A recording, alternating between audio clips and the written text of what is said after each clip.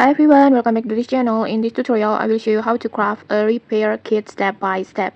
First, just go to your workbench like this, and then next just tap on the craft icon, and then next choose the items like this, and then next just tap on the repair kit like this.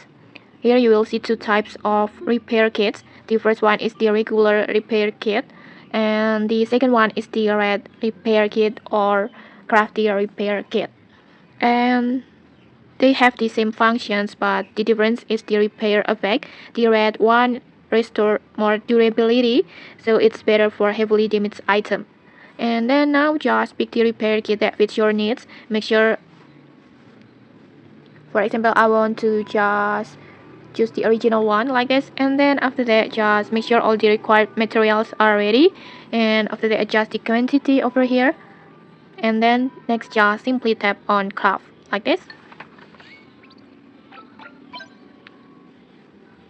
And okay, that's it, your repair kit is ready to use and it's already saved to your inventory. And okay, maybe that's it. If you found this helpful, don't forget to like, comment and subscribe for more tutorials. Thanks for watching and see you.